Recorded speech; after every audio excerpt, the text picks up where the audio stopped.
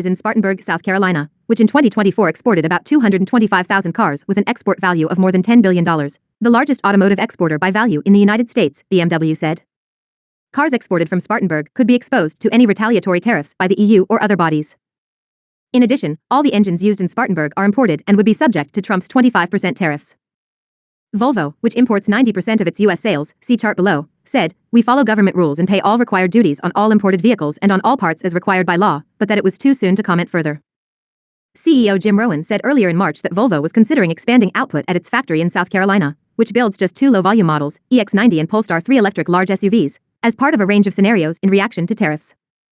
A Stellantis spokesperson referred questions to a unified statement issued March 26 by the American Automotive Policy Council, which represents Ford, General Motors, and Stellantis.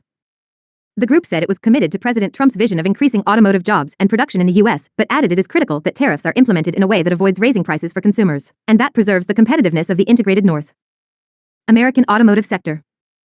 Stellantis is also among automakers expected to be most affected by tariffs, with factories in Canada and Mexico building cars for sale in the U.S. It exports a limited number of vehicles to the U.S., including vans and premium and luxury cars from Alfa Romeo and Maserati. The British auto lobbying group SMMT called the tariff move not surprising, but nonetheless disappointing. It called for the US and the UK to look for mutually beneficial opportunities that would create jobs and benefit customers. The UK is working with Washington to secure an exemption, Finance Minister Rachel Reeves said March 27. JLR, which imports all of its US sales, said in an email that it was waiting for more information before making any further statements. Bosch, the largest global auto supplier, said in a statement that it remained committed to the US market.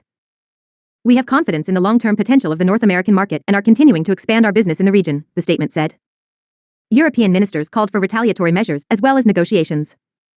"I deeply regret the U.S. decision to impose tariffs on European automotive exports," European Commission President Ursula von der Leyen said in a statement. "The EU will continue to seek negotiated solutions, while safeguarding its economic interests. The EU must now give a firm response to the tariffs. It must be clear that we will not back down in the face of the USA," German Economic Minister Robert Habeck said. French Finance Minister Eric Lombard called the tariff plan very bad news and said the only solution for now is for the EU to raise its own tariffs. Lombard said he hoped to start discussions soon with American counterparts to lower those tariffs, adding that a trade war would lead to nothing. Analysts at Bernstein, led by Stephen Reitman, described the tariffs as a chainsaw-like policy that has made equity and debt markets extremely nervous. Auto stocks fell broadly on March 27 on exchanges from Japan to Europe to the US, with Stellantis down by more than 5%. Porsche and BMW down by more than 4%, and Continental by more than 3%. The hit to earnings would be most severe at Stellantis, which could lose 5 percentage points of margin, but BMW and Mercedes could lose 2 and 2.2 percentage points, respectively. Volkswagen Group's impact is expected to be 1.4%. Bernstein added that it does not think the tariffs are likely to last, given the widespread damage they will do across industries and the inflationary aspect on the U.S. economy. Jefferies described the tariffs as crude and simple in a note March 27 and calculated that Porsche would face a 10% hit to revenue, with BMW losing 2% and VW Group 1%. German automakers would face $3.5 billion in additional costs alone. It is difficult to imagine that a policy of such magnitude would not lead to a mix of retaliation and exemptions, Jefferies said. One automaker that is better placed to weather tariffs is Ferrari, analysts at Bernstein said in a separate note. "We are hard-pressed to think of any customer cohort in the U.S. that is better placed than Ferrari's to absorb higher prices," the note said. In the unlikely event that Ferrari does not raise prices but absorbs the tariff cost itself, earnings could decline by 3.5 percentage points. Last year, EBIT was 29.5%. A 50% pass-through would hurt EBIT by 2 percentage points, Bernstein said. "We do not think that even double-digit price increases will deter Ferrari collectors in the U.S., the note said. Douglas A. Bolduc, Nick Gibbs and Reuters contributed to this report.